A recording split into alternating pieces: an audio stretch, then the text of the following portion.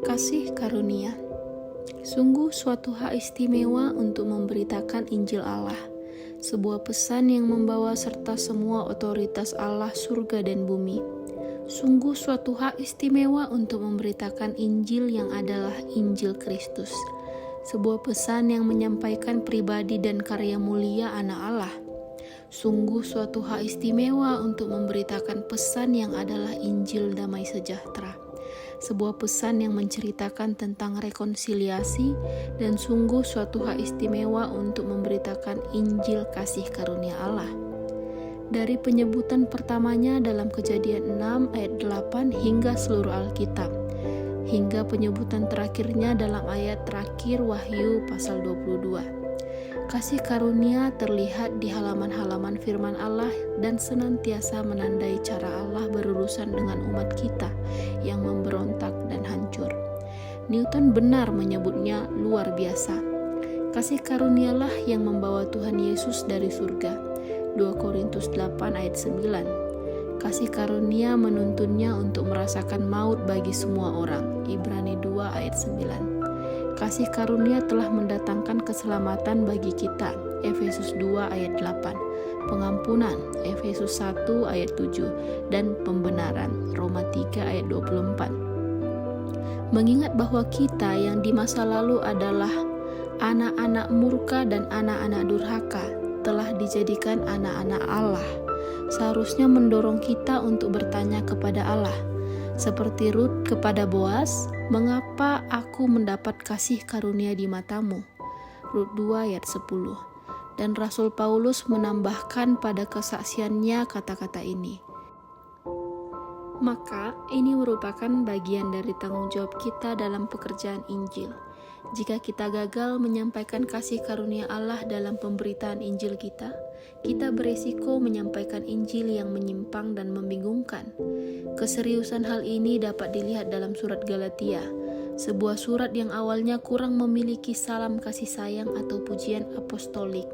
Sebaliknya, Paulus mengingatkan para pembacanya, "Aku heran bahwa kamu begitu lekas berbalik daripada Dia, yang oleh kasih karunia Kristus telah memanggil kamu dan mengikuti suatu Injil yang lain." Galatia 1 ayat 6. Dalam Kisah Para Rasul 15, ketika beberapa guru berkhotbah bahwa kisah-kisah Injil penuh dengan contoh-contoh kasih karunia yang menandai Tuhan Yesus dalam hubungannya dengan orang berdosa, menyentuh orang kusta yang sakit parah, mencari perempuan Samaria, menyeberangi danau yang bergelora untuk menjangkau orang yang kerasukan setan, menanggapi seruan perempuan Kanaan, menghentikan prosesi untuk memanggil pengemis buta, menyelamatkan penjahat yang sekarat di ambang api kekal. Tidak heran dia disebut sahabat orang berdosa. Lihatlah daftar yang disusun dengan tergesa-gesa itu. Jika salah satu dari mereka atau orang-orang seperti mereka datang ke salah satu pertemuan Injil kita, akankah mereka memahami dalam khotbah kita bahwa terlepas dari siapa mereka dan apa yang telah mereka lakukan, ada keselamatan bagi mereka karena kasih karunia Allah yang melimpah? Fakta luhur itu, keselamatan sepenuhnya adalah kasih karunia. Seharusnya memiliki dampak yang monumental pada pemikiran, doa, kerja keras, dan khotbah kita. Mungkin Anda sedang berdoa untuk seseorang yang tampaknya mustahil untuk diselamatkan. Kasih karunia Allah menjangkau seorang pria yang penuh kebencian bernama Saulus dari Tarsus. Mungkin Anda berkhotbah kepada beberapa orang yang tidak responsif dan ceroboh. Kasih karunia Allah justru menjangkau orang seperti itu di penjara Filipi. Mungkin Anda berjerih lelah di ladang yang sulit di mana ketidaktahuan akan kebenaran merajalela. Kasih karunia Allah yang bekerja dalam apa yang mungkin merupakan kampanye Injil terbesar sepanjang masa menjangkau seluruh kota Niniwe, kota kafir. Sangatlah penting bagi kita untuk mengkhotbahkan kehancuran manusia. Kita akan berbuat tidak adil kepada pendengar kita jika menyembunyikan dari mereka konsekuensi mengerikan dari dosa-dosa mereka dan peringatan akan penghakiman kekal.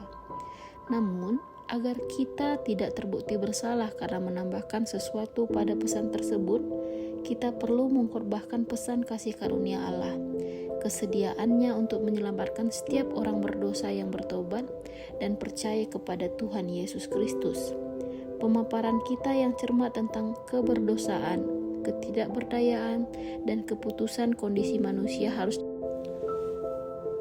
Pemaparan kita yang cermat tentang keberdosaan, ketidakberdayaan, dan keputusan kondisi manusia harus dilakukan sedemikian rupa, sehingga membawa orang berdosa ke titik di mana mereka bersedia memandang Allah saja untuk keselamatan. Isaac Watts menangkap sikap itu dalam himnenya. Seekor cacing yang bersalah, lemah, dan tak berdaya. Di atas tanganmu yang baik aku jatuh. Jadilah engkau kekuatan dan kebenaranku, Yesusku dan segalanya bagiku.